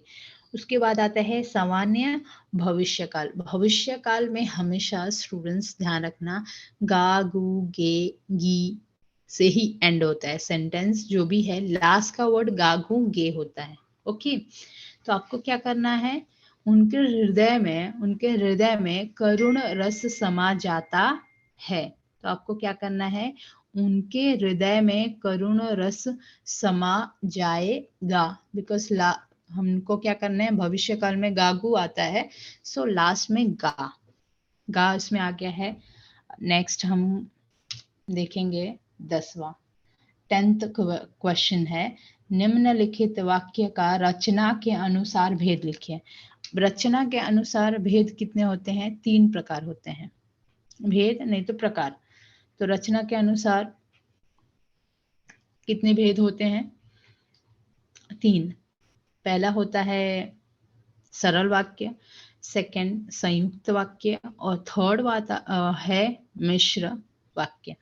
तो यहाँ पे सेंटेंस क्या दिया है, हम टैक्सी में बैठे और टैक्सी दौड़ पड़ी। हम टैक्सी में बैठे और टैक्सी दौड़ पड़ी। तो सरल वाक्य क्या होता है, कोई भी सेंटेंस, सरल वाक्य ऐसा वाक्य होता है जो एक ही विधेय होता है और एक ही पर्सन के बारे में बात होती है। एक ही पर्सन के बारे में जब बात हो रही है, दैट मीन्स वो सरल वाक्य है। तो यहाँ पे, और जहाँ पे 2 सेंटेंस अलग अलग होते हैं और उनको जोड़ने का काम करता है, और जो, सो, इसलिए, किंतु, परंतु, तब वो हो जाता है संयुक्त वाक्य। लेकिन मिश्र वाक्य में भी जो, सो, किंतु, परंतु आता है, तो हमको क्या करना है, मिश्र वाक्य में एक सेंटेंस एक क्रिया दूसरे क्रिया पे डिपेंडेंट होती है। तो ये सेंटेंस में हमें एक क्रिया दूसरे क्रिया पे डिपेंडेंट नहीं दिख रही है। क्या होती है, हम टैक्सी में बैठे और टैक्सी दौड़ पड़ी। तो यहाँ पे क्या हो जाएगा, संयुक्त वाक्य। सूचना के अनुसार वाक्य का परिवर्तन कीजिए। क्या करना है, आपको वाक्य परिवर्तन करना है, और कौन सा वाक्य है ये, अर्थ की दृष्टि से वाक्य को परिवर्तन करना है। पहला क्या था, रचना की दृष्टि से, ये होता है अर्थ की दृष्टि से। अर्थ की दृष्टि से वाक्य के 8 प्रकार होते हैं, लेकिन हमारे सिलेबस में सिर्फ 6 प्रकार ही दिए हैं, तो 6 प्रकार में से ही हमको करना है। तो गाय खुली छोड़ दी, संदेहार्थक, शायद गाय खुली छोड़ दी, संदेहार्थक मतलब हमको संदेह है, तो शायद हम लगा सकते हैं। सेकंड आएगा, आप किसको अपना आदर्श मानते हैं, सरल वाक्य बनाना है। तो आप बताओ, आप किसको अपना आदर्श मानते हो, इसको सिंपल सेंटेंस बनाना है, एक ही पर्सन की बात होनी चाहिए। अब यहाँ पे सरल वाक्य बनाए। नॉर्मली क्वेश्चन ऐसे नहीं पूछते हैं बोर्ड एग्जाम में, आपको एक रचना की दृष्टि से, तो दूसरा अर्थ की दृष्टि से पहचानने के लिए पूछा जाता है। नेक्स्ट है 11th, वाक्य शुद्ध करके फिर से लिखिए। यहाँ पे वाक्य को मात्राएं मिस्टेक होती है, तो जहाँ पे रेड दिया हुआ है, ये जितने भी हैं वो वाक्य को क्या किया है, शुद्ध किया गया है। इस बार मेरी सबसे छोटी बहन पहली बार ससुराल जा रही थी। यहाँ पे देखिए, इस बार मेरी सबसे छोटा बहन पहली बार ससुराल जा रही थी, तो छोटा तो नहीं, रही थी, तो यहाँ पे छोटी बहन आ जाएगा। जायसी की मिलना क्या मुश्किल बात है। जायसी की कभी नहीं आता, की मतलब जोड़ने का काम होता है, तो जायसी की नहीं आएगा, जायसी का। मिलना क्या मुश्किल बात है। ओके। उसके बाद है, आपने भ्रमण तो काफी किया होगा। भ्रमण देखो यहाँ पे स्पेलिंग मिस्टेक है, आई मीन मात्रा मिस्टेक है, तो यहाँ पे मात्रा करना है, तो कपी की है, तो काफी किया है। आपने भ्रमण तो कपी की है, तो ऐसे नहीं लिखना, आपने भ्रमण तो काफी किया है। तो आप इसमें से दो कोई वाक्यों को शुद्ध कर सकते हो। ओके, नेक्स्ट हम देखते हैं। अब ये हो गया हमारा भाषा अध्ययन फिनिश। 11 क्वेश्चंस आते हैं। अब हम देखेंगे उपयोजित लेखन। उपयोजित लेखन रचना विभाग, जैसे हम इंग्लिश में राइटिंग स्किल कहते हैं, तो राइटिंग स्किल में पत्र लेखन। पत्र लेखन दो आते हैं, एक औपचारिक आता है और सेकंड आता है अनौपचारिक। ओके, तो आपको जो भी इजी होता होगा तो आप वही अटेम्प्ट करो। सेकंड अनौपचारिक है, औपचारिक है, जो आपको लगता है वो आपको लिखना है। पत्र लेखन 5 मार्क्स के लिए होते हैं। पत्र लेखन की शुरुआत ही हम पहले दिनांक से करते हैं। पहला दिनांक होता है, और दिनांक में अगर सपोज हमने वर्ड जो नंबर से इंग्लिश में लिखा, हिंदी में चलो नहीं लिखा, लेकिन मंथ आपको हिंदी में ही लिखना है। ओके, तो month will be in Hindi. अगर हिंदी में नहीं लिखेंगे तो वहां पे दिनांक पहले ही कट जाता है। फिर उसके बाद संबोधन लिखना है। तो कभी भी आपको पत्र क्या होता है, को और से होता है पत्र में, तो आपको पत्र में देखना है कि को कहाँ है और से कहाँ है। तो जिसको पत्र लिखते हैं, अभी इंग्लिश में हमारा क्या होता है कि इंग्लिश में हमको को और से मतलब सेंडर का एड्रेस, रिसीवर का एड्रेस ऊपर ही लिखते हैं, बट हिंदी में सेंडर का एड्रेस और रिसीवर का एड्रेस अलग अलग जगह पे लिखा जाता है। तो हमको ध्यान देना है कि सेंडर का एड्रेस कहाँ आएगा, तो जिसको हम पत्र लिख रहे हैं, जिसको, और मेरे से पत्र जा रहा है, मैं लिख रही हूँ, तो मेरा जो एड्रेस है वो नीचे आएगा, मैं पत्र लिखने वाली हूँ। ठीक है, सेंडर मैं हूँ, और जिसको रिसीवर है, जो रिसीव करने वाला है, जो लेने वाला है, जिसको हम पत्र लिख रहे हैं, उसका एड्रेस ऊपर आता है। तो हमको पत्र लेखन स्टार्ट ही करना है दिनांक से। कोई भी पत्र, या तो अनौपचारिक लिख रहे हो या औपचारिक लिख रहे हो, तो आपको पत्र स्टार्ट करना है। कैसे स्टार्ट करना है, दिनांक से। और एड्रेस किसका आएगा, पहले रिसीवर का, और उसके बाद आता है पता, और उसके बाद है email ID. Email ID important है, आप नहीं लिखेंगे तो हाफ मार्क्स जाता है। तो ईमेल आईडी आपको ध्यान से लिखना है। ओके, उसके बाद आपको सब्जेक्ट लिखना है, आप पत्र क्यों लिख रहे हो। उसके बाद आपको संबोधन करना है, माननीय महोदय। फिर उसके बाद विषय विवेचन करना है, फिर अपना परिचय देना है, मुख्य विषय विवेचन करना है, उम्मीद लिखना है, मतलब आपने पत्र लिखा है तो आपको क्या उम्मीद है, उनको क्या करना चाहिए। उसके बाद थैंकिंग यू, धन्यवाद। भवदीय, भवदीय बॉयज लिखते हैं, भवदीया गर्ल्स लिखते हैं। भवदीय मीन्स आपका, भवदीया मतलब भी आपका, तो आपका या आपकी, आपका नाम आएगा। अब यहाँ पे लास्ट में आपका नाम आता है, फिर उसके बाद से एड्रेस, उसके बाद ईमेल आईडी। तो देखो यहाँ पे हम पत्र देख लेते हैं। तो पहला पत्र है अनौपचारिक पत्र, इनफॉर्मल लेटर। पाठशाला के शहर अजंता एलोरा जाने वाली इस हेतु अपने पिताजी से दिनेश दिशा परब समर्थ हॉस्टल लोनावला से पत्र लिखकर जाने की अनुमति मांग रहा है। पाठशाला की सैर मतलब पिकनिक जा रही है और अजंता एलोरा में, और अपने पिताजी से दिनेश और दिशा परब क्या कर रहे हैं, परमिशन मांग रहे हैं जाने के लिए।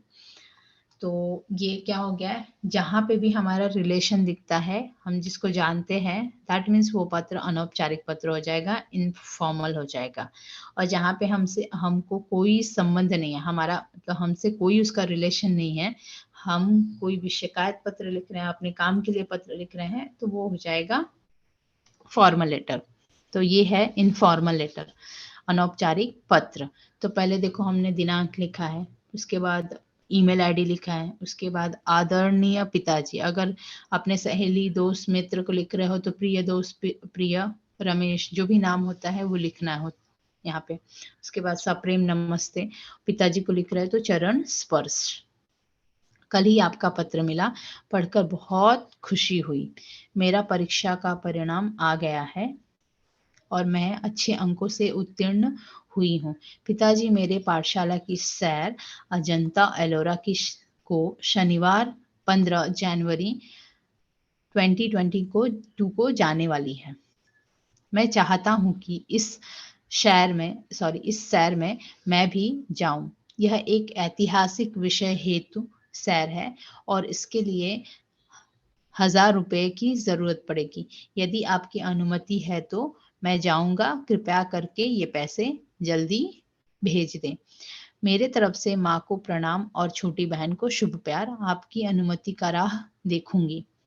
ठीक है, इसमें कोई सब्जेक्ट नहीं होता है। जिसको आप लिख रहे हैं उसका नाम, एड्रेस, ईमेल आईडी, पहले डेट, और उसके बाद जो भी आपका विषय है, क्यों पत्र लिख रहे हो, आपको 2 या 3 पैराग्राफ में इसको लिखना है। और उसके बाद आपकी प्यारी पुत्री दिशा परब, जो इसमें नाम दिया है वही इसमें नाम आएगा जो लिख रहे हैं। तो दिशा परब गर्ल है तो गर्ल का नाम, बॉय है तो बॉय का नाम, और उसके बाद एड्रेस और जो नेम दिया है उसी का आप लोगों को ईमेल आईडी तैयार करना है। नेक्स्ट है फॉर्मल लेटर। फॉर्मल औपचारिक पत्र। औपचारिक पत्र में वर्ड्स भी हमारे थोड़े फॉर्मल होने चाहिए। अगर फॉर्मल लेटर हम लिख रहे हैं तो मेक श्योर हमको फॉर्मल उसमें ध्यान देना पड़ता है। ठीक है, फॉर्मेलिटीज दिखनी चाहिए उसमें। तो यहाँ पे देखो क्वेश्चन है, रौनक विनीता पाठक वरुण सदन प्रोफेसर कॉलोनी जामनगर से माननीय प्रधानाचार्य राजा शिवाजी विद्यालय को पत्र लिखकर अपने छोटे भाई को 8वीं कक्षा में प्रवेश दिलाने के लिए अनुमति करता है और करती है, अनुमति मांग रहा है। ठीक है, तो यहाँ पे रौनक और विनीता पाठक, देखो जामनगर से दिख रहा है, से के पहले वाला एड्रेस क्या होता है, जो पत्र लिखने वाला है, और को के पहले वाला एड्रेस जिसको हम पत्र लिख रहे हैं। तो को का जो एड्रेस है वो ऊपर आता है और से का एड्रेस नीचे आता है। से मीन्स वी, हम लोग पत्र लिख रहे हैं, जो हम लिख रहे हैं, तो सेंडर, और को मीन्स रिसीवर। तो यहाँ पे देखिए दिनांक आप लोग पहले लिखेंगे और मंथ कभी भी हिंदी में आएगा, इंग्लिश में आप नंबर्स लिखेंगे, ठीक है, बट मंथ आपको हिंदी में ही लिखना है। उसके बाद है माननीय प्रधानाचार्य, प्रधानाचार्य के बाद कॉमा, फिर राजा शिवाजी विद्यालय कॉमा जामनगर पूर्ण विराम। अब आपको ईमेल आईडी तैयार करना है। ईमेल आईडी किसके उस पे तैयार कर सकते हैं, किसके आधार पे, तो जो स्कूल का नाम है, जैसे कि राजा शिवाजी 11@abc.com, आप ऐसे तैयार कर सकते हैं। विषय क्या है, छोटे भाई को 8वीं कक्षा में प्रवेश दिलाने हेतु प्रार्थना पत्र। अब हम स्टार्ट कैसे करते हैं, संबोधन करते हैं, तो महोदय, जैसे हम रिस्पेक्टेड मैडम सर लिखते हैं वैसे महोदय, मैं रौनक पाठक, अपने बारे में बताना है। आपके विद्यालय कक्षा 10वीं में पढ़ रहा हूँ। मेरा छोटा भाई गांव से जामनगर इसी साल रहने आया है। वह 7वीं कक्षा में है और अच्छे अंक प्राप्त करके पास हुआ है। अतः आपसे नम्र निवेदन है कि आप उसे 8वीं कक्षा में प्रवेश दिलाने की कृपा करें। साथ ही मैं आवश्यक दस्तावेज दस्तावेज प्रस्तुत करता हूँ। दस्तावेज क्या है? 7वीं उत्तीर्ण परिणाम पत्र मतलब 7वीं का रिजल्ट, और पाठशाला से मुक्ति प्रमाण पत्र मतलब लिविंग सर्टिफिकेट। उसके बाद क्या आता है? धन्यवाद, थैंकिंग यू हम लिखते हैं, धन्यवाद आना जरूरी है, भवदीय। उसके बाद आपका नाम, एड्रेस, प्रॉपर एड्रेस जो दिया है ऑलरेडी यहाँ पे दिया है स्टार्टिंग में, और उसके बाद raunak12@abc.com। ईमेल आईडी आपको भूलना नहीं है। फॉर्मेट आपका प्रॉपर रहेगा तो आपको मार्क्स मिलते हैं और अच्छे मार्क्स ले सकते हैं लेटर राइटिंग में। तो इसको आपको लेटर राइटिंग को करना ही करना है। ओके, नेक्स्ट हम देखेंगे। अब आता है सेकंड क्वेश्चन, होता है गद्य आकलन। गद्य आकलन मतलब गद्यांश दिया है, उस पे आपको 4 प्रश्न तैयार करने हैं। 4 प्रश्न तैयार कीजिए, 5 बनाइए, 6 बनाइए, जितना आपको लगता है आप लोग प्रश्न इस पे तैयार कर सकते हैं। सो यहाँ पे आकाश में ग्रहों का पता लगाना जरा भी कठिन कार्य नहीं है। तो आकाश में किसका पता लगाना कठिन कार्य नहीं है? Question mark. जब भी आप प्रश्न तैयार कर रहे होते हैं तो प्रश्न तैयार करते समय ये ध्यान देना है कि जब प्रश्न तैयार करेंगे तो वो उसका आंसर भी 1 मार्क 1 सेंटेंस में ही आना चाहिए। प्रश्न ऐसा तैयार कीजिए जिसका आंसर 1 सेंटेंस में आए, और प्रश्न तैयार करने के बाद क्वेश्चन मार्क ना लगाने बोले। अगर क्वेश्चन मार्क नहीं लगा रहे हैं तो आपका हाफ मार्क्स वहीं पे कट जाता है। तो ये ध्यान देना है। प्रश्न आपका सिंपल होना चाहिए, क्या, कब, कहाँ से स्टार्ट नहीं करना है। ओके, सो इन बिटवीन ही आएगा, क्या, कब, कहाँ, किसे, क्यों। ग्रहों का पता कहाँ लग सकता है? सभी सूर्य के भ्रमण पथ के आसपास ही रहते हैं। सूर्य आकाश में जिस मार्ग से खिसकता दिखाई देता है उसे रवि मार्ग कहते हैं। तो सूर्य के भ्रमण पथ के आसपास कौन रहते हैं? रवि मार्ग किसे कहते हैं? बहुत सिंपल है आपको प्रश्न बनाना। प्रश्न जब भी आप तैयार कर रहे होते हैं तो मेक श्योर कि आपका आंसर भी 1 लाइन में ही होना चाहिए। ओके, और क्वेश्चन मार्क को डालना है। और थर्ड है, आपको ध्यान देने वाली बात है कि उसमें कब, क्या, किससे से आपका कोई भी प्रश्न स्टार्ट नहीं होना चाहिए। तो आपके प्रश्न में 4 मार्क के लिए है तो 5-6 बनाएंगे तो अच्छा होगा। अगर सपोज एक आध प्रश्न गलत हो जाते हैं तो उसमें दूसरे क्वेश्चंस में आपको प्रश्न मिलने के, अंक मिलने के, मार्क्स मिलने के चांसेस रहते हैं। नेक्स्ट है कहानी लेखन। कहानी लेखन इसमें आपको क्या है, अथवा है। कहानी लेखन कर सकते हैं या आप प्रश्न तैयार कर सकते हैं। तो आपको प्रश्न तैयार करना है। 5वां का सेकंड आ आता है। पहला आता है वृतांत लेखन, वृतांत अथवा कहानी लेखन। ओके, वृतांत करना है नहीं तो कहानी लेखन। तो वृतांत मीन्स की रिपोर्ट राइटिंग। ओके, और कहानी लेखन मुद्दों के आधार पे कहानी करना है। सो यहाँ पे क्वेश्चन क्या आता है, निम्नलिखित मुद्दों के आधार पे कहानी लेखन कीजिए और कहानी को शीर्षक तथा सीख अवश्य दीजिए। तो शीर्षक क्या हो गया, टाइटल, और सीख हो गया मॉरल ऑफ द स्टोरी। आपने वो स्टोरी से क्या सीखा, वो स्टोरी से हमें कुछ सीख मिली। तो कभी भी शीर्षक और सीख दोनों होना चाहिए। ठीक है, तो कहानी विदाउट टाइटल नहीं होनी चाहिए। कहानी आपने मुद्दों के आधार पर लिख दिया और सीख नहीं लिखा तो कहानी बेसिकली 2 मार्क्स का होता है, मुद्दों को इलेबरेट करते हो तो। और सीख के लिए 1 मार्क और शीर्षक के लिए 1 मार्क। तो शीर्षक आपको समझ में आ रहा है तो ठीक है, नहीं तो यहीं से मुद्दों के से ही आप शीर्षक डाल दो। तो एटलीस्ट 1 नहीं तो अप्रोप्रिएट होगा तो 1 मिलेगा, थोड़ा लिटिल बिट सिमिलर होगा तो you will get half marks आपको मिल जाएगा। सीख आप लिखना ना भूले, जो भी कहानी से आपने सीखा है उसको सीख लिखने की जरूरत है। जैसे कि ये कहानी है, 4 चोर, धन चुराना, बंटवारे के लिए जंगल जाना, भूख लगना, दोनों को मिठाई लाने नगर में जाना, मन में पाप आना, मिठाई में जहर मिलाना, जहर को मिलाना, जंगल में दोनों चारों चोरों को नियत बिगड़ना, हाथ मुंह धोने के बहाने कुएं पे ले जाना, कुएं में ढकेलना, दोनों का मिठाई खाना, परिणाम और सीख। परिणाम क्या होता है और सीख आपको क्या मिलती है। परिणाम ये होता है कि किसी को भी धन संपत्ति नहीं मिलती, और सीख ऐसे है कि जैसा आप व्यवहार करोगे वैसे ही आपको परिणाम भी मिलता है। जैसे आप जिसके साथ करोगे वैसे आपको भी रिटर्न बैक होता है, मीन्स हमको रिटर्न मिलता है कोई भी अगर हम गलत काम करते हैं तो। और यहाँ पे देखिए आप लोग शीर्षक मैंने दिया है जैसी करनी वैसी भरनी। ओके, तो कहानी भूतकाल में लिखिए, और कहानी अच्छा कंप्लीटली आपके मुद्दों के आधार पे होना चाहिए।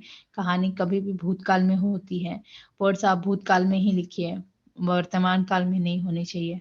और शीर्षक और सीख जरूर लिखिए। सो शीर्षक और सीख लिखने से आपको 2 मार्क्स मिलते हैं।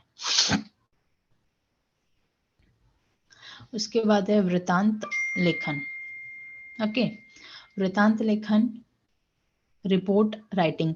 रिपोर्ट राइटिंग विज्ञान दिन के अवसर पर विज्ञान मेला, मतलब कि साइंस एग्जीबिशन है और उसमें साइंस एग्जीबिशन हुआ आपके स्कूल में, उसके बारे में आपको वृतांत लेखन लिखना है।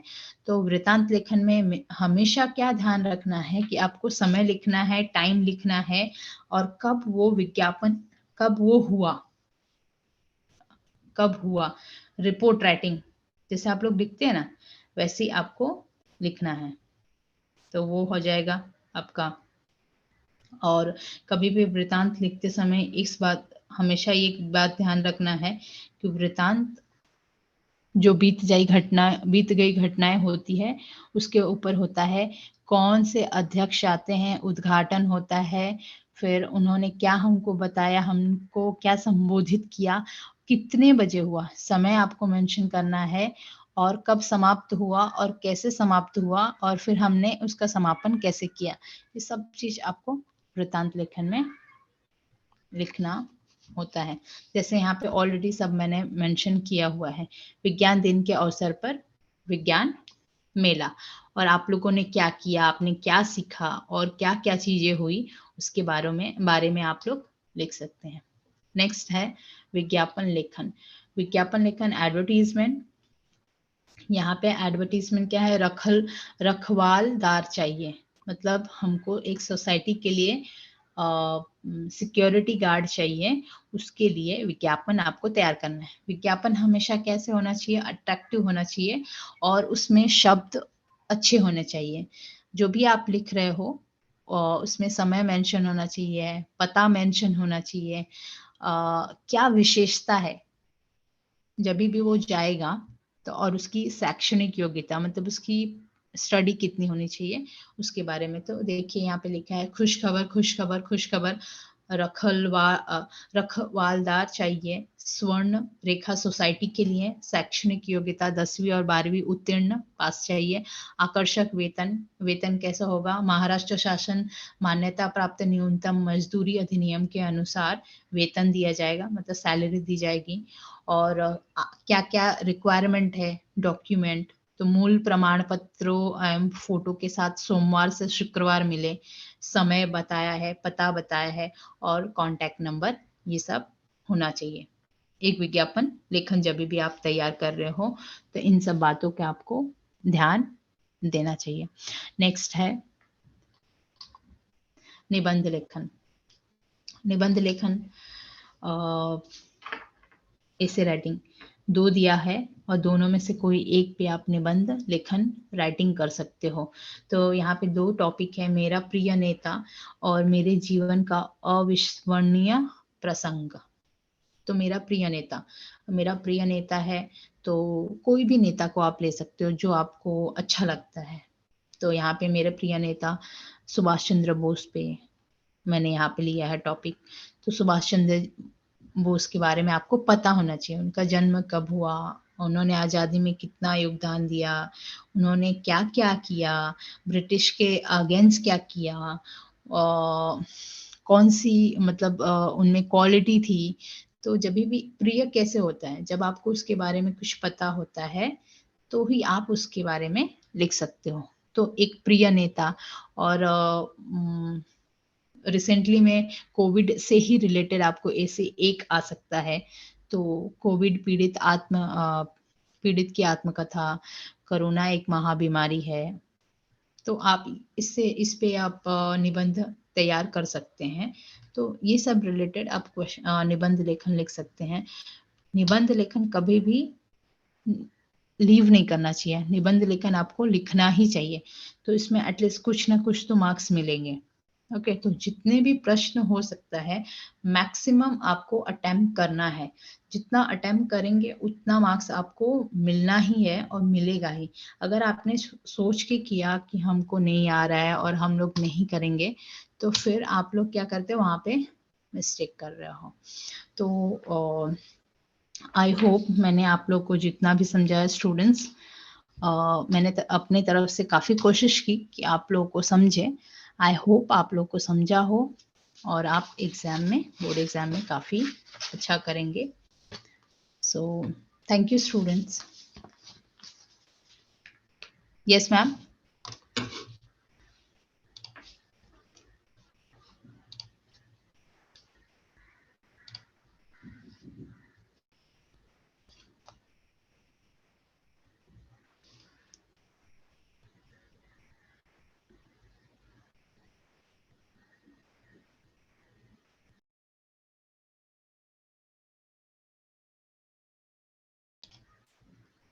सो मैम मैं लीव कर सकती हूँ?